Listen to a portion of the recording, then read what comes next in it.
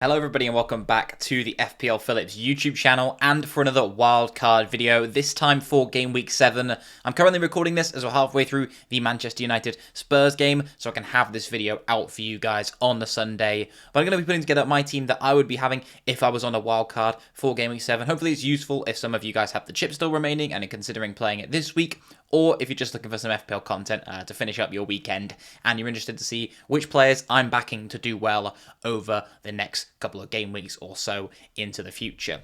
So with that being said and done, let's get into things and kick things off with the goalkeeper. We are going to have a few different drafts for you, so make sure you stay tuned for some of those at the end. And we're going to be discussing some of the key position points as well. But in goal, I think it's pretty much a no contest with David Raya being the pick of choice still for me. Not going to go on about this one too much. I think that Raya was the pick last week. I was pretty confident he would be back fit and available for the Leicester game. He was. Then Arsenal went on and conceded, which is pretty much FPL heritage. I think a lot of us knew when Raya was starting. It would be pretty typical for Arsenal to then concede a goal against Leicester. So Arsenal have two very good fixtures coming up next. They then have, that Liverpool and Newcastle game, which aren't the easiest on paper. But I still think that Raya is the pick to go for. I think even if you go with two Arsenal outfield defenders, so Gabriel and Saliba, for example, you're then going to end up wanting to play them pretty much week in, week out anyway. I think people have been hurt by benching players like Gabriel in the past, and I think you're going to want those two premiums starting every week anyway, so why not just go for the cheaper asset in Raya? I suppose at 5.6 million, the only cheaper way into the Arsenal backline could be Urian Timber at this point. But yeah, after those tricky fixtures in that gives games against Liverpool, Newcastle, one or two more, Arsenal then have some very good fixtures again, so you've got to consider that green set of fixtures that comes beyond the few red ones, and even then we shouldn't really read into the colours too much in FPL, but I still think Raya is the keeper option of choice, and yeah, I'd recommend definitely having him on a wild card if you're doing it this week. In defence, I think, again, this is a pretty solid backline that I'm very confident sticking with for all these drafts, in fact. All of them have pretty much the exact same defence, which is Gabriel, Porro and Lewis starting at the majority of weeks, and then Mikalenko in at 4.3 million as the backup option. I think Gabriel has to be in your team. Already mentioned this in numerous videos. You'll see loads of people talking about why Gabriel's good. I mean, if you watch Arsenal play, every corner's aimed towards the back post, towards him. When Saka gets them right, often it results in a goal. So Gabriel and Saka, therefore, are very, very good options to have in your team. And Gabriel's definitely the standout pick of the Arsenal assets at the back. Pedro Porro is one who I've been watching the first half just gone and was looking very, very good. He's looked impressive. Spurs have created chances. They're probably going to create more in the second half. You guys will have had the pleasure of seeing whether or not maybe he's got another attack and return in this game, but he could have had one or two already, and his data looks very strong. Spurs also have some very nice fixtures coming up. I think him or Van de Ven are very worthwhile investments, and you could even double up, dare I say, with Mikalenko if you've got a little bit of extra funds and you can have Van de Ven in as that fourth option. Then you could easily go for him, giving you the option to kind of start off with a back four, even some game weeks if you'd like to choose to go that way. And that could be a valuable strategy, given that some of the players from teams that I'm attacking in this squad don't have the easiest fixture run coming up, and we'll explain a bit more about that as we get into it. Rico Lewis at 4.7 million was a bit outshone by Vardiol this week, who is at the more expensive price point, but I think nothing should be taken away from the fact that Rico Lewis started, and that's quite a big thing. We know there's going to be continued rotation in that Man City side, but I was confident last week that he would start, and I'm pretty confident that he'll continue to start, dare I say, in the Premier League. I'm hoping that other Man City sources, well, I'm not a Man City source, but Man City sources will agree with that and predict him to start in the future. Obviously, you maybe get the odd benching, and that's why you've, of course, got to have a fourth defender to have if Lewis misses out entirely some game weeks. But Lewis at 4.7, I think the risk is worth taking personally. So then we've got Mikalenko in at the 4.3 million mark. Everton have some nice fixtures coming up. As I said, if you've got a little bit extra funds, you could use that money to upgrade. There are some other options at 4.5 million who seem viable. Van de Ven is probably the standout at this point. There are other picks, Conser, I don't need to rattle off all the names. There are plenty of options in that price point. And Nottingham Forest defender could also be a nice pick to go for. But Mikalenko offers that kind of player who's just dropped a little bit in price, has come back from injury, has actually been pretty good in FPL in the past and has some good attacking potential. And so if Everton do end up, bouncing off with this win that they've got, first win of the season, and can pick up some good form with these nice fixtures that they've got coming up from game week 8 onwards, then Mykolenko could easily be maybe even a candidate to start some game weeks, dare I say, in this side. Greaves is just the 4.0 of choice for me right now for Ipswich, but he's not going to start any week, which is why his fixtures aren't on here. And then in midfield we go. So Saka and Palmer are the two in this draft for now. There will be a draft with a bit of variation coming up, so stay tuned for that, as mentioned before. But Saka and Palmer, if you want both of them, this is the way to go. Palmer is just going to be in a lot of teams now, I think, and yeah, a lot of managers will be jumping on he's just scored a hat-trick or 4 goals recently, so of course you're going to mention him and suggest him, and I think there's something to be said for that at certain times. But what we've seen from Palmer now is a continuation of last season where he just has huge haul potential, and yeah, he might not be the most consistent player, he might blank some game weeks, but when you can go that big and you're that clinical, and when Chelsea are getting that many chances in a game, it's very, very hard to not have him in your side going forward, I think, even though Chelsea are in the bottom 5 for their fixtures over the next 6 game weeks. I think Palmer is still a very, very important player to be considering owning in your side.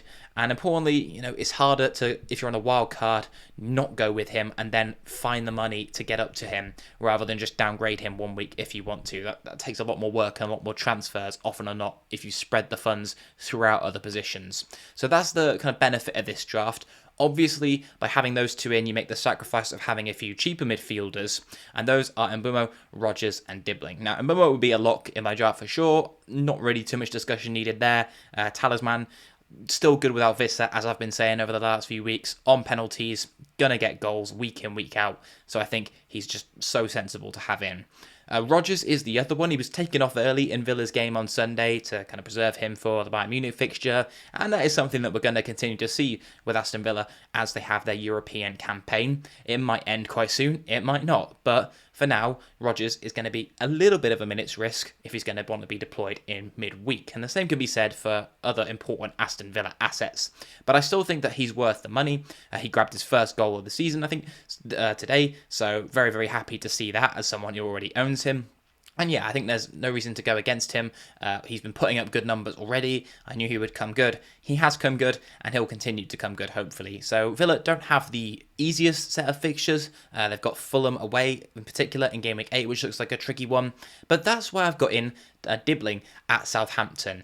And it's only really for 2 fixtures that I'd be considering Dibbling in your squad. I think he's probably the best 4.5 mil midfielder to own anyway. But Leicester and Everton at home are 2 pretty strong fixtures. And Southampton, although their attack is pretty dogwash, Dibbling has looked like a pretty bright spark. And so if you go for someone like a Rodgers, and maybe you want to bench him for that Fulham away fixture, not that I'd really recommend doing it, but there's another rotation pairing in a second that we'll discuss, which could be more relevant, then Dibbling could definitely come in for you in that game against Leicester in that game against Everton. So Game Week 8 and Game Week 10 respectively. It does look quite good for him, and I think you get some great value out of having a 4.5 million midfielder starting. Obviously, that opens up the potential to have Saka, Palmer, and Haaland all in the same draft. So I've already spoiled one member of the front line, but the others are as follows: Solanke and Chris Wood. Chris Wood, we spent a little bit of extra money over some of the other options in a similar price point, but Wood just continues to get minutes. Awoniyi's come back. He's got minutes alongside Chris Wood, which I think is a big revelation that they're starting together in the Premier League. So that's a positive sign for people considering looking at the Nottingham Forest forward. So he's continued to get good minutes. We know he's on penalties, of course. These are big, big things. When Gibbs White was out, he was on penalties, of course. In fact, he's been taking them all along, I believe. But yeah, him and Solanke, I think, would be the 2 strikers I would have alongside Haaland if budget and value and all those things are considered. So Solanke's looked pretty good against Manchester United. Centre-backs from certain teams obviously going to gang up him more, try and keep him a bit quiet, but he looks like he's coming into his own a little bit. Obviously grabbed the goal last game week. I'm yet to see the second half, as I've mentioned, of that Spurs United game, but United are down to 10 men, so by the time you're watching this, it could have been something like 5-0. But we won't do if, buts, or maybes. We'll do absolutes. And an absolute is, of course, that Erling Haaland's going to be in your FPL team if you're wildcarding Game Week 7, if you've got any brains, because Man City have some insane insane fixtures coming up next. Fulham's not an easy game, but Wolves, Southampton in particular in game week 9 is a fantastic one, and maybe even a triple captaincy potential game for people who haven't used the chip yet. At home to Southampton there is definitely one where I'd consider using it. And yeah, in total, this draft looks pretty good. A nice 3-4-3 where you've got a very solid backline with a backup to come in. You've got Dibbling, who you could actually start when some of your other attackers have tricky games. But all in all, not many tough fixtures coming up over the next few game weeks. And when you've got tough fixtures in there, they're often with some of the best assets in FPL who are pretty much fixture proof. So that is the one team so far. Let's actually have a look at a different draft, because we have got some options when it comes to Cole Palmer. If you don't want to go for him, or maybe you want to drop Saka instead, then you could bring in someone like an Ollie Watkins.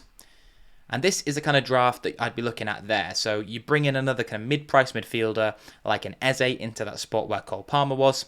It allows you to upgrade to Watkins. And then if you don't really back Morgan Rogers in midfield, then you can go with Semenyo in here.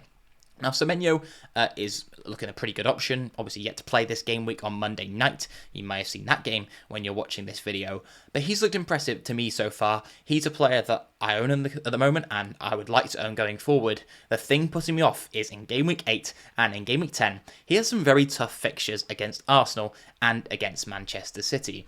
And if you've been listening closely, then you might get the idea of what I'm hinting at with this team when you see the midfielder to the right of him. And that midfielder was, of course, Tyler Dibbling at Southampton, who you could bring in for those 2 game weeks. So game week 8 and game week 10, as you can see here. Leicester at home and Everton at home allows you to hold Semenyo and then navigate that fixture run where there are 2 very difficult games. Granted, game week 9, Aston Villa away, is by no stretch of the imagination an easy fixture, but the Villa defence has been a little bit leaky in my view, and so with this combination together for a very, very cheap price point, I think you can get a very, very nice set of midfield options. And yeah, I like the look of it a lot. So if you don't want to go with Rodgers and you'd rather own Semenyo, you could obviously equally have a draft with both Rodgers and Semenyo and then Dibbling in it as well. If you really want to save money and load up on those premiums and maybe have Trent in your back line, if you still fancy him, then he could be a good option, and this could be the strategy for you. But I have got another draft we could look at with Cole Palmer included once more. And that is this draft here. So we've got Palmer in, we've got Raul Jimenez in up front, and then we've got Semenyo in. So this one kind of negates the Aston Villa assets entirely. And so if you really like the look of what I've just shown you, then you could equally still have Cole Palmer in your side whilst doing this if you downgrade Chris Wood to Raul Jimenez, who at 5.5 million, I think offers some great value. The downside will be this game week, you're going to have to start him away at the Etihad. Man City have conceded goals, and more importantly, I think Fulham have looked really impressive. Jimenez isn't getting 90 minutes a game, that's something to consider, but he is on penalties as well, and Fulham have been putting up good numbers and have looked good if you watch them. So you could do that, and you could play Raul Jimenez this week. After that, Fulham have a pretty nice fixture run for a while. Equally, you could also change out Mikalenko and maybe go for a defender who's got a slightly better fixture this game week, gamble on that and start with a back 4 if you really wanted to bench Raul Jimenez. But I just wanted to put this draft in here to show a few variations, how you can mix things up if you've got the extra cash, or if maybe your team value hasn't risen as much as mine, then you could go for Jimenez instead of Chris Wood as an option for game week 7 and onwards. But there's one more player that I wanted to give a shout out to, because I appreciate that not everyone will want Dibbling, a 4.5 million in their team. There's the obvious strategy if you want a 3-5-2 of downgrading Raul Jimenez to a 4.5 million forward or wherever, and then upgrading a little bit more into your midfield. But there is one other option that I'd be considering for your 5th midfielder, and that is this man, who's Carvalho at Brentford, who started 2 consecutive games on the bounce now. And you can load it with him and have him in the double up alongside Brian Mbeumo. I wouldn't have him instead of Mbeumo. I think he's only going to be used in addition to, in my opinion anyway. So for the fixture difficulty, over the next 6, Brentford are ranked 3rd out of all 20 teams, and his data has looked as I predicted it, and it was reflective of his previous season's data as well, so not madly impressive in numbers at all really. XG, not very good. Expected assists, kind of there, but his expected points are still looking very healthy over the next 3 games. FPL Review are really backing him, 11.7 expected points. Not that FPL Review's got his reputation looking that good at the moment. I mean, it still backs Bruno Fernandes, who's who's just been sent off. So data isn't everything, of course. If you watch Brentford, you can make your own mind up on him. I think he's a good option and definitely one to consider, as he's only 0.3 more than Dibbling, and you could use him as an option. And so in general, I think with wildcard drafts at the moment, the key is just how invested are you in those cheap midfield options. So we'll come back to the first draft to round things off. Here is only the one kind of Rodgers spot, but you could easily have, Rodgers, Semenyo, McNeil. There are good options in this price point at the moment. How invested in it do you want to go? I think you've got to have Mbeumo in your midfield, and then Saka and Palmer, one of those two, if not two. There are drafts with Salah that can come in, which require downgrades elsewhere, but in general, I think a wildcard draft this week, you'd probably want to jump off the Liverpool assets for their tough fixture one. Kanate is one that I would be looking at. But in general, this is my favourite of the three drafts. Let me know your favourite of the teams down below in the comments. That'll be the one thing I ask you to do today. In addition, actually, whilst you're down there, just leave a thumbs up on the video too. If you are new around here and did enjoy the video, then make sure to subscribe, of course, as every YouTuber says. But other than that, I'll see you guys in the next one, when hopefully I can catch you there. Goodbye.